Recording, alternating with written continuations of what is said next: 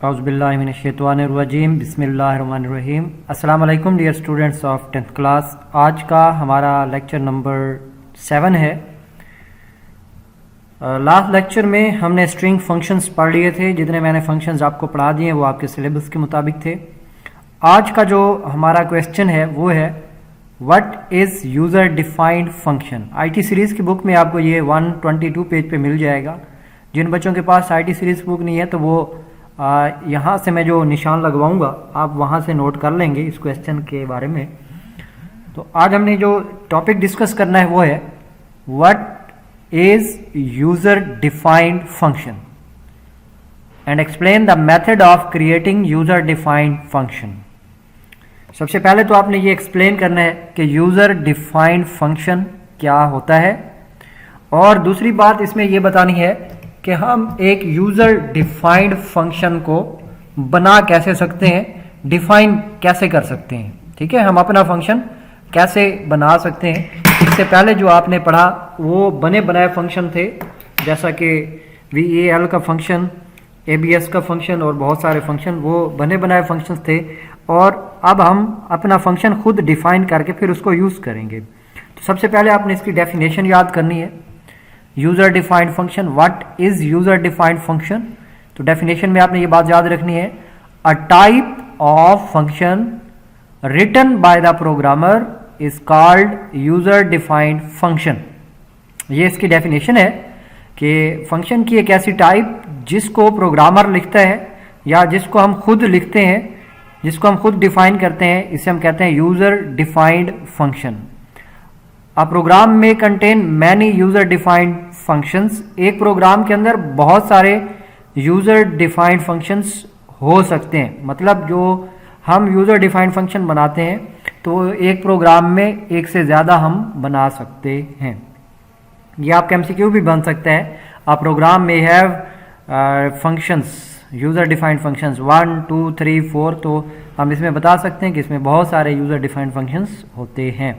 तो यहाँ तक आपका ये फर्स्ट जो आंसर बनेगा, what is user defined function in short. तो आपने यहाँ तक ये बात लिखनी है।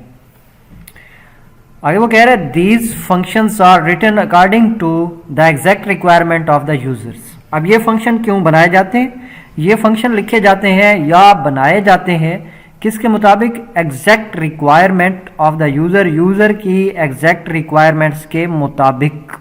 यानी जो यूज़र को चीज़ ज़रूरत है, यूज़र ने जो काम करना या टास्क पूरा करना है उसके मुताबिक ये लिखा जाता है। अगर फ़र्ज़ कर लें कि एक यूज़र ने 2 नंबर जमा करने हैं तो 2 नंबरों को जमा करने के मुताबिक ही फंक्शन लिखा जाएगा और सिर्फ ये उतना ही करेगा जितना इसको कहा जाएगा। User defined function in basic is also called procedure.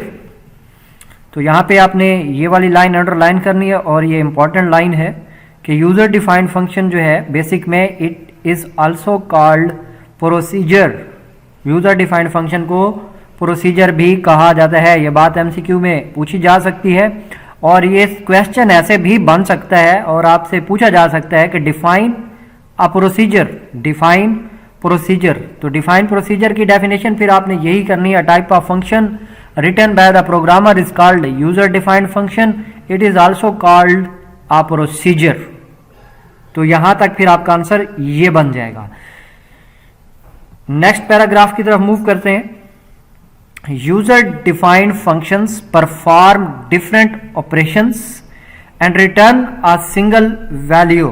जो यूजर डिफाइंड फंक्शंस होते हैं वो डिफरेंट टाइप के ऑपरेशंस को परफॉर्म करते हैं एंड रिटर्न करते हैं अ सिंगल वैल्यू, एक सिंगल वैल्यू रिटर्न करते हैं। तो अब यहाँ पे इस लाइन में ये जो बात हमने पढ़ी कि जो हमारे पास पहले बिल्ट इन फंक्शन थे वो भी यही काम कर रहे थे कि वो हमसे बहुत सारी वैल्यूज़ लेते हैं, इनपुट करते हैं और मुख्तलिफ ऑपरेशन करते हैं।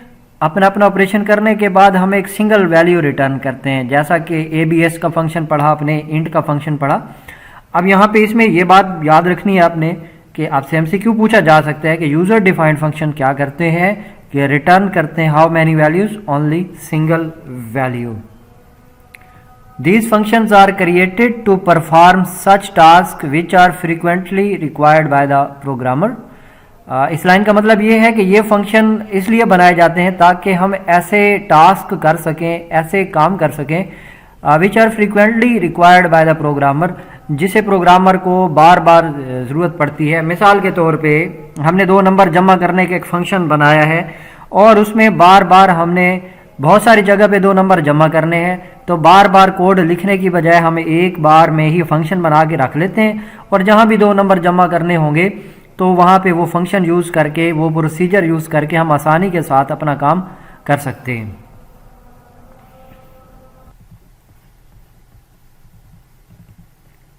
नेक्स्ट इसमें ये दे रहा है कि these functions are created once, इन फंक्शंस को हम क्रिएट करते हैं एक बार, यानी ये फंक्शंस जो यूज़र डिफाइंड फंक्शंस होते हैं बार बार नहीं बनाए जाते, ये सिर्फ एक बार बनाए जाते हैं।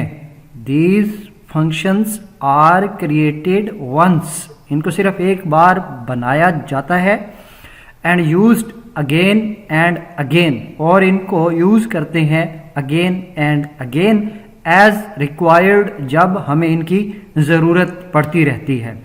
अब यहाँ पे इस लाइन में भी आपने एक MCQ याद रखना है कि user defined functions are created once, twice, thrice, fourth, fifth, ये मुख्तलिफ ऑप्शन हो सकते हैं, बट आपने ये बात याद रखनी है कि जो एक यूज़र डिफाइंड फंक्शन होता है वो सिर्फ एक बार ही क्रिएट होता है और इसको हम अगेन एंड अगेन यूज कर सकते हैं। User defined function can be numeric function और स्ट्रिंग फंक्शन। ये जो हम यूजर डिफाइंड फंक्शन खुद बनाएंगे, ये फंक्शन न्यूमेरिक भी हो सकता है या फिर स्ट्रिंग भी हो सकता है, यानी दोनों में से कोई एक फंक्शन हो सकता है। यानी user defined function can be numeric function और स्ट्रिंग फंक्शन। इस लाइन में भी आपका एक MCQ निकल रहा है कि user defined function can be numeric function, string function, numeric both A and B, none, इस तरीके का ये आपका एक और MCQ बन रहा है। The numeric function returns a numeric value and string function returns a string value. ये बात आप जानते हैं कि numeric function numeric value return करेगा और स्ट्रिंग फंक्शन हमेशा स्ट्रिंग वैल्यू ही रिटर्न करेगा। अब यहाँ तक हमने कुछ MCQs और एक शॉर्ट क्वेश्चन जो है वो इसमें से पढ़ लिया है। अब हम नेक्स्ट उसकी तरफ जाते हैं।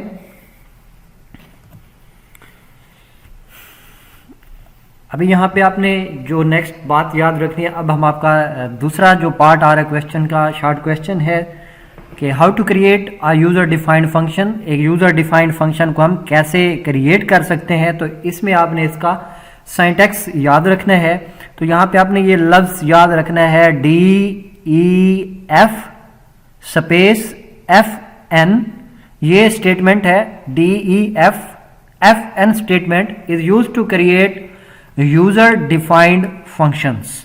ये जो स्टेटमेंट है ये यूज होती है यूजर डिफाइंड फंक्शन को क्रिएट करने के लिए। अब यहाँ पे आपसे ये शॉर्ट में भी पूछा जा सकता है कि which statement is use to create a user defined function, तो इसका आंसर आपका यही बनेगा DEF space FN statement is use to create a user defined function.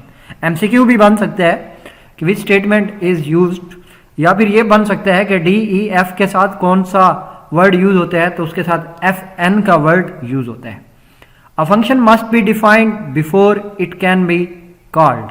A function must be defined, a function must be defined, वो कह रहा है कि एक फंक्शन को हर हाल में आपने डिफाइन करना है। कब? Before it can be called, यानी फंक्शन को यूज करने से पहले इसे डिफाइन करना मस्ट है।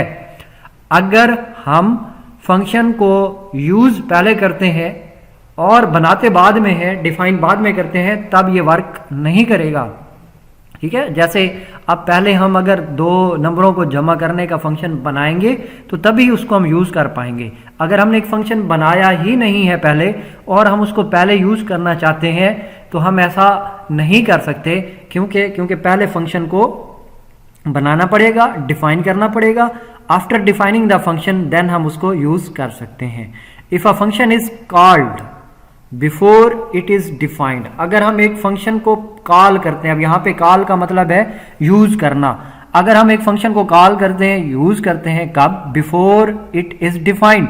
इसको डिफाइन करने से पहले अगर हम फंक्शन को यूज पहले कर लेते हैं, हम फंक्शन को कहते हैं कि भाई पहले अपना काम करना शुरू कर दो, लेकिन हमने उसको अभी बनाया है ही नहीं, तो फिर वहां पे जो एक एरर मैसेज आएगा, a message undefined user function, तो अब यहाँ पे ये मैसेज आएगा undefined user function on the screen. DEFN statement is illegal in direct mode. अब ये बात भी याद रखनी है, लास्ट में जो स्टेटमेंट इसने लिखी है कि DEF स्पेस FN स्टेटमेंट, ये जो स्टेटमेंट है इज इलीगल, ये इलीगल है, मतलब आप इसको नहीं लिख सकते in direct mode. Direct mode के अंदर आप ये वाली स्टेटमेंट यूज नहीं कर सकते। आप इसको जब भी यूज करेंगे इन डायरेक्ट मोड में यूज करेंगे, मतलब लाइन नंबर्स के साथ यूज करेंगे।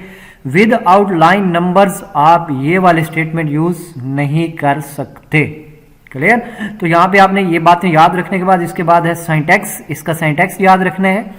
सिंटैक्स में आपके पास आ जाता है DEF का word, then space, then FN, फिर आगे आ रहा है नेम। नेम की जगह पे आप कोई भी नाम दे सकते हैं, अपनी मर्जी का कुछ भी नाम देंगे। फिर यहाँ पे ये आर्गुमेंट्स हैं ब्रैकेट के अंदर, और उसके बाद एक्सप्रेशन है जो भी आपने इससे सॉल्व करवाना है। फिलहाल आपने ये सिंटैक्स याद रखना है, DEF FN space name brackets में आर्गुमेंट्स अगेन एक्सप्रेशन। तो ये आपके आज के लेक्चर के क्वेश्चंस हो चुके हैं, जिनमें कुछ मैंने MCQ और एक शॉर्ट क्वेश्चन, 2 शॉर्ट क्वेश्चन बता दिए। ये भी आपका शॉर्ट क्वेश्चन है, how to create user defined function. ठीक है, तो इसका आपने पूरा प्रोसीजर लिखना है, तो इसको आपने अच्छी तरह से याद कर लेना है। नेक्स्ट लेक्चर के अंदर इंशाल्लाह फर्दर डिस्कस करेंगे। Thank you, Allah.